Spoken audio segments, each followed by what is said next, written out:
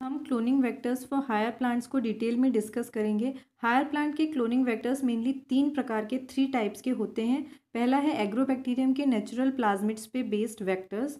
दूसरा है bacterial plasmid DNA पे बेस्ड क्लोनिंग वेक्टर्स, जिनको डायरेक्ट जीन ट्रांसफ़र की मदद से हायर प्लांट्स में इंट्रोड्यूस करा जा सकता है। तीसरा प्लांट वायरसेस पे बेस्ड वेक्टर्स। इन तीनों ही टाइप्स को आज हम डिटेल में डिस्कस करेंगे। सबसे पहले स्टार्ट करते हैं vectors based on naturally occurring plasmids of agrobacterium. Agrobacterium में सबसे पहला हम नेचुरल प्लाज्मिड ले रहे हैं टीआई प्लाज्मिड, जो कि एग्रोबैक्टीरियम ट्यूमिफेशियंस में पाया जाता है। एग्रोबैक्टीरियम ट्यूमिफेशियंस एक ग्राम नेगेटिव सॉइल बैक्टीरियम है और ये अपने होस्ट प्लांट में क्राउन गॉल डिजीज़ कॉज करता है इन्फेक्शन के बाद। ये किस प्रकार से डिजीज़ कॉज करता है, ये कॉन्सेप्ट हम थोड़ा सा समझ लेते हैं। क्योंकि एग्रोबैक्टीरियम ट्यूमिफेशियंस सॉइल में प्रेजेंट होता है, तो अगर इसके होस्ट प्लांट की स्टेम में सॉइल के पास कहीं कट होगा तो एग्रोबैक्टीरियम वहाँ घुस जाएगा या इन्वेड कर जाएगा और इन्फेक्शन कॉज करेगा। एग्रोबैक्टीरियम के इन्फेक्शन के दौरान वो अपने टीआई प्लाज्मिड यानी ट्यूमर इंड्यूसिंग प्लाज्मिड का एक पार्ट, जिसको कहते हैं टीडीएनए, इस टीडीएनए को होस्ट प्लांट में ट्रांसफ़र कर देता है और प्लांट सेल के जीनोम में इस टीडीएनए को इंटीग्रेट कर देता है यानी जोड़ देता है। तो क्योंकि ये इस प्रकार की टीडीएनए को ट्रांसफ़र और इंटीग्रेट करा सकता है, इसलिए एग्रोबैक्टीरियम ट्यूमिफेशियंस को नेचुरल जेनेटिक इंजीनियर भी कहा जाता है। क्योंकि ये टीडीएनए जो है, इसमें कैंसर कॉजिंग जीन्स यानी ऑन्कोजीन्स प्रेजेंट होते हैं। तो इस टीडीएनए का जब ट्रांसक्रिप्शन और ट्रांसलेशन होता है होस्ट सेल प्लांट सेल के अंदर, तो ये प्लांट सेल में रैपिड सेल डिवीजन का सिग्नल देता है और रैपिड सेल डिवीजन के कारण प्लांट्स जो हैं वो वाउंड वाले एरिया में एक ट्यूमर लाइक स्ट्रक्चर फॉर्म कर लेते हैं, जिसको हम कहते हैं क्राउन गॉल। तो इस प्रकार ये एग्रोबैक्टीरियम ट्यूमिफेशियंस इन्फेक्ट करता है। इसके बाद हम समझेंगे जो एग्रोबैक्टीरियम का ट्यूमिफेशियंस का टीआई प्लाज्मिड है उसके क्या कैरेक्टरिस्टिक्स हैं। सबसे पहले तो इसका साइज़ 180 से 250 केबी तक होता है। Higher temperature above 28 degree Celsius पे टीआई प्लाज्मिड डीनेचर हो जाता है। टीआई प्लाज्मिड में टीडीएनए प्रेजेंट है, जिसका साइज़ है 15 से 30 केबी और ये 3 जीन्स मेनली इसमें प्रेजेंट होते हैं टीडीएनए में। पहला जीन है बायोसिंथेसिस ऑफ ऑक्सिन, दूसरा बायोसिंथेसिस ऑफ साइटोकाइनिन और तीसरा बायोसिंथेसिस ऑफ ओपाइंस। क्योंकि ऑक्सोन और साइटोकाइनिन दोनों ही फाइटो हार्मोन्स हैं, तो जब टीडीएनए प्लांट जीनोम में इंट्रोड्यूस हो जाता है या इंटीग्रेट हो जाता है, तब इसके ट्रांसक्रिप्शन और ट्रांसलेशन के कारण जो फाइटो हार्मोन्स हैं उनका ओवर प्रोडक्शन हो जाता है, जिसके के कारण सेल्स जो हैं वो रैपिड डिवीजन करके ट्यूमर का फॉर्मेशन करती हैं। जो टीडीएनए है वो एग्रोबैक्टीरियम ट्यूमिफेशियंस में कभी भी ट्रांसक्रिप्शन और ट्रांसलेशन नहीं करता, बल्कि वो होस्ट प्लांट सेल में जाकर के उसके जीन्स का ट्रांसक्रिप्शन और ट्रांसलेशन होता है। टीडीएनए के दोनों तरफ बॉर्डर सीक्वेंसेस प्रेजेंट होते हैं, जो कि 25 बेस पेयर के डायरेक्ट रिपीट सीक्वेंसेस हैं। ये बॉर्डर कहलाते हैं राइट बॉर्डर और लेफ़्ट बॉर्डर। तो जो राइट बॉर्डर है उसका मेन फंक्शन है कि वो टीडीएनए का ट्रांसफ़र करे प्लांट एग्रोबैक्टीरियम सेल से प्लांट सेल में और उसका इंटीग्रेशन करे प्लांट सेल के जीनोम में। लेफ़्ट बॉर्डर जो है उसका मेन फंक्शन है ट्रांसफ़र में, बट इसका कोई भी फंक्शन इंटीग्रेशन में नहीं है। ये जो बॉर्डर सीक्वेंसेस हैं ये खुद ट्रांसफ़र नहीं होते, ये टीडीएनए के दोनों साइड होते हैं और टीडीएनए को ट्रांसफ़र करने में हेल्प करते हैं। इसके अलावा विर जीन्स भी प्रेजेंट होते हैं, जिनको वायरुलेंस जीन कहा जाता है टीआई प्लाज्मिड में। ये जो विर जीन है इनका मेन फंक्शन क्या है, ये खुद ट्रांसफ़र नहीं होते हैं एग्रोबैक्टीरियम सेल से प्लांट सेल में, बल्कि ये टीडीएनए की हेल्प करते हैं ट्रांसफ़र में और integration into genome of plant cell में। इसके अलावा टीआई प्लाज्मिड में एक कुछ और जीन्स भी प्रेजेंट होते हैं जो कि एनकोड करते हैं उन एंजाइम्स को जो कि ओपाइन का कैटाबॉलिज्म करती हैं। ओपाइन का कैटाबॉलिज्म की हेल्प से, क्योंकि ओपाइन सिंथेसिस हो जाती है क्राउन गॉल में, तो ओपाइन के कैटाबॉलिज्म की हेल्प से जो बैक्टीरियम है एग्रोबैक्टीरियम वो मल्टीप्लाई करता है, क्योंकि एग्रोबैक्टीरियम यहाँ पे ओपाइन को कैटाबोलाइज करके उसे कार्बन सोर्स की तरह यूज़ करता है। तो अब हम समझते हैं टीआई प्लाज्मिड के बेसिक कंपोनेंट्स क्या हुए। एक्चुअली इसका approximately size 200 kilo base pair का होता है केबी का, और इसके कंपोनेंट्स में टीडीएनए है जिसमें ऑक्सिन साइटोकाइनिन और ओपाइन के जीन्स प्रेजेंट हैं। लेफ्ट बॉर्डर और राइट बॉर्डर सीक्वेंसेस हैं। विर रीजन के जीन्स प्रेजेंट हैं, ओराइज साइट्स प्रेजेंट है और ओपाइन कैटाबॉलिज्म जीन प्रेजेंट है। ये तो था हमारा टीआई प्लाज्मिड के बारे में। अब हम बेसिकली समझेंगे, ये कॉन्सेप्ट था। अब हम मेनली समझेंगे कि वेक्टर्स जो टीआई प्लाज्मिड पे बेस्ड होते हैं उनकी डिज़ाइनिंग कैसे होती है। सबसे पहले तो जो टीआई प्लाज्मिड पे बेस्ड वेक्टर्स हैं उनको ट्यूमर नहीं कॉज करना चाहिए, मतलब ट्यूमर कॉजिंग जीन्स उसमें प्रेजेंट नहीं होने चाहिए। दूसरा, वो लार्ज सेगमेंट ऑफ डीएनए को कैरी कर सकते होने चाहिए, उनकी कैपेबिलिटी होनी चाहिए। तीसरा, उनमें सेलेक्टेबल मार्कर जीन प्रेजेंट होना चाहिए, ओरिजिन ऑफ रेप्लिकेशन होना चाहिए, बॉर्डर रीजन होने चाहिए ताकि ट्रांसफर और इंटीग्रेशन हो सके, और मल्टीपल क्लोनिंग साइट प्रेजेंट होनी चाहिए इन बिटवीन बॉर्डर रीजन्स। तो इन सब रिक्वायरमेंट्स को मीट करने के लिए 2 स्ट्रैटेजीज डेवलप की गई जिसके द्वारा टीआई प्लाज्मिड में क्लोनिंग करके वेक्टर्स को डिज़ाइन किया जा सके। लेकिन इसकी लिमिटेशंस क्या थी? वेक्टर डिज़ाइनिंग में सबसे बड़ी प्रॉब्लम थी कि टीआई प्लाज्मिड का साइज़ बहुत ज़्यादा था, इसकी वजह से उसको मैनिपुलेट करना बहुत मुश्किल था। दूसरा, क्योंकि साइज़ ज़्यादा है तो ये पॉसिबिलिटी नहीं थी कि एक रेस्ट्रिक्शन साइट की, मतलब एक रेस्ट्रिक्शन एंजाइम की एक ही साइट प्रेजेंट हो, यानी यूनिक रेस्ट्रिक्शन साइट की अवेलेबिलिटी नहीं थी। तो इन दोनों लिमिटेशंस को देखते हुए 2 स्ट्रैटेजीज़ बनाई गई ताकि जो हमारा टीआई प्लाज्मिड है उसको क्लोनिंग वेक्टर की तरह यूज़ किया जा सके। सबसे पहली स्ट्रैटेजी थी बाइनरी वेक्टर स्ट्रैटेजी। ये बाइनरी वेक्टर स्ट्रैटेजी जो है वो बेस्ड है एक ऑब्जर्वेशन पे, जो कहता है कि जो टीडीएनए है उसको ट्रांसफ़र होने के लिए, जो टीडीएनए है उसको ट्रांसफ़र होने के लिए ये रिक्वायरमेंट नहीं है कि वो टीआई प्लाज्मिड से फिज़िकली अटैच्ड हो। यानी कि अगर टीडीएनए टीआई प्लाज्मिड से फिज़िकली जुड़ा हुआ ना हो तब भी वो ट्रांसफ़र हो सकता है, अगर बाकी का पार्ट भी अवेलेबल हो बट फिज़िकली जुड़ा हुआ ना हो। तो इस ऑब्जर्वेशन के बेस्ड एक 2 प्लाज्मिड सिस्टम बनाया गया जिसमें एक छोटे से मॉलिक्यूल में टीडीएनए को रखा गया प्लाज्मिड में, और बाकी जो रेस्ट ऑफ द प्लाज्मिड था उसको नॉर्मल फॉर्म में रखा गया। अगर इन दोनों ही प्लाज्मिड ए और बी को एक ही एग्रोबैक्टीरियम सेल में इंट्रोड्यूस करा दिया जाए तो ये एक दूसरे को कॉम्प्लीमेंट करेंगे, और जो टीडीएनए प्लाज्मिड बी कैरी कर रहा है जिसमें यूनिक रेस्ट्रिक्शन साइट है वो ट्रांसफ़र हो जाएगा प्लाज्मिड ए में प्रेजेंट विरुलेंस जीन और होस्ट स्पेसिफिटी जीन के जो प्रोटीन्स हैं उनकी मदद से इस टीडीएनए को ट्रांसफ़र किया जा सकता है प्लांट जीनोम में और इंटीग्रेट भी कराया जा सकता है। कुछ जो एग्रोबैक्टीरियम की स्ट्रेन्स थी वो इसी नेचुरल बाइनरी प्लाज्मिड सिस्टम्स को फॉलो करती हैं। इसके अलावा दूसरा सिस्टम है को इंटीग्रेशन स्ट्रैटेजी। ये इस को इंटीग्रेशन स्ट्रैटेजी में एक नया प्लाज्मिड जो कि बेस होता है ई कोलाई वेक्टर पे, उसमें क्या किया जाता है, अपना डिज़ायर्ड जीन जहाँ क्लोन किया जाता है वहाँ पे मल्टीपल क्लोनिंग साइट दी जाती है, और इस ई कोलाई प्लाज्मिड वेक्टर में एक पार्ट जो स्मॉलर पार्ट टीडीएनए के फ्रेगमेंट का भी इंट्रोड्यूस कर दिया जाता है। अब ये जो हमारा ई कोलाई का बेस वेक्टर है इसको इंट्रोड्यूस किया जाता है एग्रोबैक्टीरियम ट्यूमिफेशियंस में। अब एग्रोबैक्टीरियम ट्यूमिफेशियंस में खुद का नेचुरल टीआई प्लाज्मिड होगा और उसमें खुद का टीडीएनए होगा। अब ये जो एग्रोबैक्टीरियम ट्यूमिफेशियन के नॉर्मल टीआई प्लाज्मिड का टीडीएनए है वो क्या करेगा, नेचुरल रिकॉम्बिनेशन करेगा हमारे इस ई कोलाई वेक्टर के स्मॉल टीडीएनए फ्रेगमेंट के साथ, और इस रिकॉम्बिनेशन के प्रोसेस में जो हमारा small E coli type plasmid है वो इंटीग्रेट हो जाएगा नॉर्मल टीआई प्लाज्मिड में और एक रिकॉम्बिनेंट टीआई प्लाज्मिड का फॉर्मेशन कर लेगा जिसको हम कहते हैं को इंटीग्रेट प्लाज्मिड।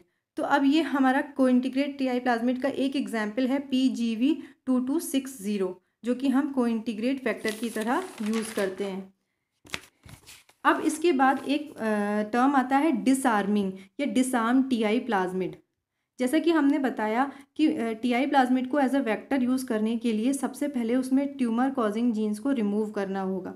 तो डिसआर्मिंग वही प्रोसेस है जिसके द्वारा टीआई वेक्टर्स के सारे कैंसर कॉजिंग जीन्स को रिमूव कर दिया जाता है और रिप्लेस कर दिया जाता है दूसरे नए जीन्स से, नए सेट ऑफ जीन्स से। लेकिन इस प्रोसेस में उसका नेचुरल इन्फेक्शन जो होता है, नेचुरल इन्फेक्शन प्रोसेस को डिस्टर्ब नहीं किया जाता, यानी जो हमारे बॉर्डर रीजन्स हैं उनको डिस्टर्ब किए बिना टीडीएनए के जो कैंसर कॉजिंग जीन्स हैं उनको रिमूव करके नए सेट ऑफ जीन से रिप्लेस कर दिया जाता है। इस प्रोसेस को कहते हैं डिसआर्मिंग। तो इस प्लाज्मिड को कहते हैं डिसआर्म टीआई प्लाज्मिड। तो इसी प्रकार PBIN19 एक बाइनरी वेक्टर है जो कि 10 KB साइज़ का है। इसमें बॉर्डर सीक्वेंसेस जो है वो बॉर्डर सीक्वेंसेस प्रेजेंट होते हैं, बट tDNA की जगह एक लैग Z जीन प्रेजेंट होता है, मल्टीपल क्लोनिंग साइट प्रेजेंट होती है और कैनामेसिन रेजिस्टेंट जीन प्रेजेंट होते हैं। इसके बाद हम समझेंगे कि जो हमारे ट्रांसफॉर्म्ड प्लांट सेल्स कैसे बनाई जाती हैं यूजिंग TI प्लाज्मिड वेक्टर। अगर नेचुरल वे में हम एग्रोबैक्टीरियम ट्यूमिफिशियंस से अगर हमने उसमें इंट्रोड्यूस करा दिया इंजीनियर TI प्लाज्मिड और एग्रोबैक्टीरियम से इन्फेक्शन करा देते हैं हम होस्ट प्लांट का नेचुरल वे में, तो हमें क्या मिलेगा, सिर्फ क्राउन गॉल के जो एरिया होगा उसी के जो जीन्स हैं उसी में क्लोन्ड जीन्स प्रेजेंट होंगे, बट ये हमारा पर्पस सॉल्व नहीं करता। तो हम क्या करेंगे, हम ट्रांसफॉर्मेशन करेंगे प्लांट सेल का सस्पेंशन में या प्रोटोप्लास्ट में।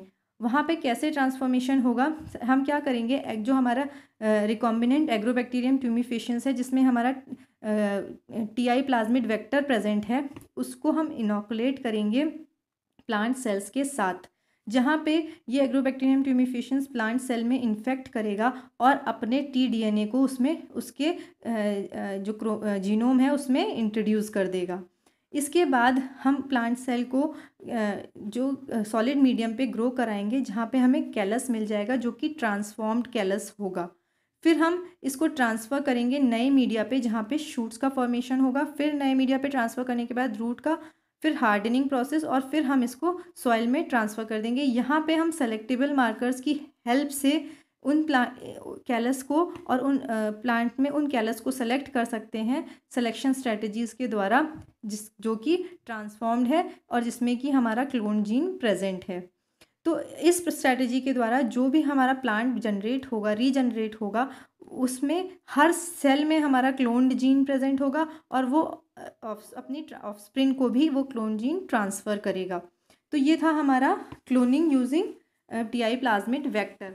इसके अलावा नेचुरली अक्रिंग एग्रोबैक्टीरियम राइजोजीन्स एक सॉइल बैक्टीरिया है, इसमें RI प्लाज्मिड भी प्रेजेंट होता है जो कि नेचुरल प्लाज्मिड है। ये सिमिलर होता है TI प्लाज्मिड के, बट इसमें जो tDNA का ट्रांसफ़र होता है RI प्लाज्मिड से प्लांट में, वो प्लांट में कौन सी डिजीज़ कॉज करता है, हेयरी रूट डिजीज़, ना कि क्राउन गॉल डिजीज़ कॉज करता है। एग्रोबैक्टीरियम राइजोजीन्स प्लांट में हेयरी रूट डिजीज़ कॉज करता है।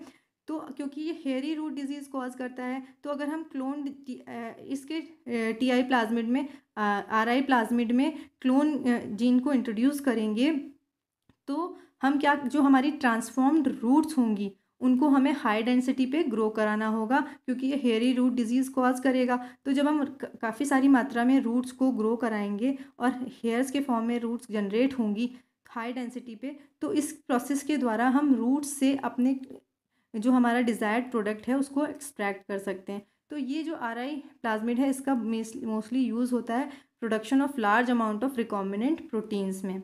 इसके बाद हम समझते हैं कि इसकी लिमिटेशंस क्या है एग्रोबैक्टीरियम प्लाज्मिड्स की। सबसे पहली लिमिटेशन है कि जो एग्रोबैक्टीरियम ट्यूमिफिशियंस हो या एग्रोबैक्टीरियम राइजोजीन्स हो, ये दोनों ही डाइकॉट प्लांट्स में ही इन्फेक्ट करते हैं। मोनोकॉट प्लांट्स भी बहुत सारे इंपॉर्टेंट मोनोकॉट प्लांट्स हैं, जैसे वीट, राइस, बार्ले, मेज़, इन सब में ये सब ही जो हैं ये नॉर्मल होस्ट रेंज से बाहर हैं, तो इसलिए ये दोनों ही एग्रोबैक्टीरियम प्लाज्मिड्स इन पे इन्फेक्ट नहीं करते। दूसरा है कि अगर हम एग्रोबैक्टीरियम वेक्टर के द्वारा ट्रांसफॉर्मेशन करेंगे तो इस प्रोसेस में हमारा जो ट्रांसफॉर्मेशन होता है वो सेल सस्पेंशन का होता है। उसके बाद प्लांट रीजनरेटेड प्लांट जनरेट किया जाता है जिसमें क्लोन जीन प्रेजेंट होता है। लेकिन मोनोकॉट्स जो हैं उनमें इन विट्रो रीजनरेशन का जो प्रोसेस है वो बहुत ही डिफ़िकल्ट है, उनको इजीली इन विट्रो रीजनरेट करना का जो प्रोसेस है वो इजी नहीं है। तो ये दोनों ही लिमिटेशंस हैं एग्रोबैक्टीरियम प्लाज्मिड्स को यूज़ करने के लिए। इसके बाद हम समझेंगे कि एग्रोबैक्टीरियम प्लाज्मिड्स के द्वारा वेक्टर्स की तरह यूज़ करने के क्या एडवांटेजेस हैं। सबसे पहले तो इसमें लार्ज साइज फ्रेगमेंट को इजीली क्लोन किया जा सकता है। दूसरा, DNA को ट्रांसफ़र किया जा सकता है विद डिफाइंड एंड्स और मिनिमल रीअरेंजमेंट। तीसरा, इसका जो हमारे पास ट्रांसजेनिक प्लांट मिलता है उसकी क्वालिटी बहुत अच्छी होती है और उसकी फर्टिलिटी भी काफ़ी अच्छी होती है। तो ये थे हमारे एडवांटेजेस।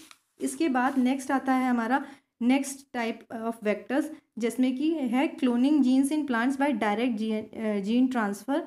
तो इसमें जैसे कि बैक्टीरियल प्लाज्मिड्स हैं उनको भी यूज़ किया जा सकता है इन डायरेक्ट जीन ट्रांसफ़र। क्यों?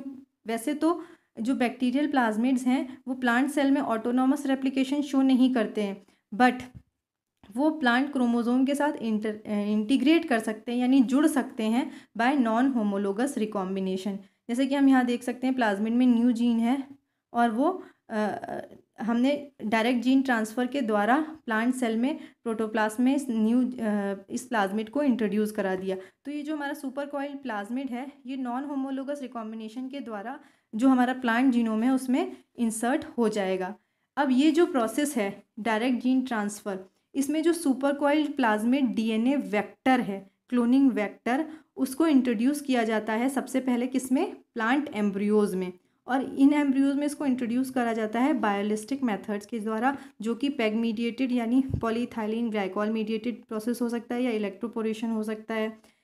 कई बार जब हम बायोलिस्टिक मेथड से प्लांट एम्ब्रियोज में इन प्लाज्मिड वेक्टर्स को इंट्रोड्यूस करा रहे होते हैं तो कुछ प्लाज्मिड वेक्टर्स जो है वो जो हमारे प्लांट का क्लोरोप्लास्ट है उसमें एंटर कर जाते हैं। क्योंकि क्लोरोप्लास्ट का जीनोम न्यूक्लियस से सेपरेट होता है तो क्लोरोप्लास्ट का जीनोम का एक्सप्रेशन भी ज़्यादा होता है। तो इस प्रकार से क्लोरोप्लास्ट का ट्रांसफॉर्मेशन हो जाता है और क्लोरोप्लास्ट का ट्रांसफॉर्मेशन कई जगह पे फार्मास्यूटिकल प्रोटीन्स के प्रोडक्शन में भी किया गया है, जैसे कि टोबैको में, सोयाबीन में या फिर कॉटन प्लांट के द्वारा फार्मास्यूटिकल प्रोटीन्स का प्रोडक्शन किया गया है यूजिंग इंजीनियर्ड प्लांट्स। तो ये था हमारा direct gene transfer using cloning vectors in plants. इसके बाद नेक्स्ट आता है हमारा plant viruses as cloning vectors. ज़्यादातर जो प्लांट वायरसेस हैं उनको क्लोनिंग वेक्टर्स की तरह यूज़ नहीं कर सकते, क्योंकि जो प्लांट वायरसेस हैं उनमें वो मोस्टली आरएनए वायरसेस हैं और आरएनए को इजीली मैनिपुलेट नहीं किया जा सकता, वो बहुत ही मुश्किल है।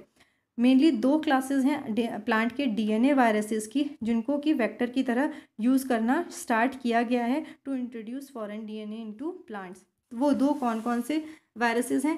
पहला है कॉलिमो वायरस जिसमें डबल स्ट्रैंडेड डीएनए प्रेजेंट होता है, दूसरा है जेमिनी वायरस जिसमें सिंगल स्ट्रैंडेड डीएनए प्रेजेंट होता है। दोनों में से कोई भी आइडियली सूटेड नहीं है जीन क्लोनिंग के लिए, क्योंकि कॉलिमो वायरस जो कॉलिमो वायरस है इसमें सबसे पहले तो इसकी कैरिंग कैपेसिटी बहुत कम है, इसको जो डीएनए इसमें इंसर्ट किया जाता है उसका अमाउंट बहुत लो है। दूसरा, इसकी जो होस्ट रेंज है वो बहुत ही नैरो है। मेनली जो हमारा कॉलिमो वायरस है, जैसे उसमें मोस्टली कॉलीफ्लावर मोज़ैक वायरस जैसे आता है, उसका जो होस्ट रेंज है वो मेनली ब्रेसिका की फैमिली को बिलोंग करता है, जैसे कि टर्निप, कैबेजेस और कॉलीफ्लावर्स में ही ये इन्फेक्ट करता है हमारा कॉलिमो वायरस। वैसे तो जो हमारा कॉलिमो वायरस वेक्टर है उसको यूज़ किया गया था टर्निप को में क्लोन जीन को इंट्रोड्यूस करने के लिए इनिशियली, और first successful plant genetic engineering experiment भी था ये, बट इसकी जो जनरल डिफ़िकल्टीज़ हैं वो उसकी यूज़फुलनेस को कम कर देती हैं। दूसरा है हमारा जेमिनी वायरस वेक्टर्स। ये इसका जो जेमिनी वायरस का नेचुरल होस्ट प्लांट्स हैं मेज़, व्हीट, तो इसका मतलब कि ये पोटेंशियल वेक्टर्स की तरह यूज़ हो सकता है मोनोकॉट्स में, और मोनोकॉट्स में हमारे पास अभी तक वेक्टर्स थे नहीं। बट इसकी लिमिटेशन क्या है? इन्फेक्शन साइकिल्स के दौरान इनका जो जेमिनी वायरस का जीनोम है उसमें रीअरेंजमेंट्स और डिलीशन हो जाते हैं, जिसकी वजह से क्लोन जीन कई बार लॉस हो जाता है। इस जेमिनी वायरस वेक्टर्स का एक स्पेशलाइज्ड एप्लीकेशन भी है जहाँ पे इस लिमिटेशन को ओवरकम कर लिया गया है, यानी इस लिमिटेशन से उबर गए हैं। जो स्पेशलाइज्ड एप्लीकेशन है वो है VIGS, यानी वायरस इंड्यूस जीन साइलेंसिंग। ये एक टेक्निक है जिसके द्वारा जो इंडिविजुअल प्लांट जीन्स हैं उनके फंक्शन को पता लगाया जा सकता है या इन्वेस्टिगेट किया जा सकता है। इस प्रोसेस को कहते हैं RNA साइलेंसिंग। क्या होता है, जब हमारा जेमिनी वायरस कोई भी वायरस प्लांट में इन्फेक्ट करता है तो प्लांट के नेचुरल डिफेंस मैकेनिज्म के द्वारा जो वायरस का mRNA है उसको डिग्रेड कर दिया जाता है। तो जेमिनी वायरस में अगर हम प्लांट का कोई जीन क्लोन कर दें तो ट्रांसक्रिप्शन के बाद वो प्लांट के ही किसी mRNA को फॉर्म करेगा, और क्योंकि ये वायरस ने इन्फेक्ट किया है तो प्लांट जो है नेचुरल डिफेंस मैकेनिज्म के द्वारा उस mRNA को डिग्रेड कर देगा, यानी वायरस इंड्यूस जीन की साइलेंसिंग हो जाएगी। लेकिन जब प्लांट के क्रोमोसोम में भी उस जीन का mRNA बनेगा तो उसका भी डिग्रेडेशन हो जाएगा VIGS प्रोसेस के द्वारा ही। तो इसका मतलब वो जीन प्लांट में साइलेंट हो जाएगा, जिसके बाद हम उस जीन के स्पेसिफिक फंक्शन का पता लगा सकते हैं। तो यहाँ पे हमारा चैप्टर एंड होता है cloning vectors for higher plants का।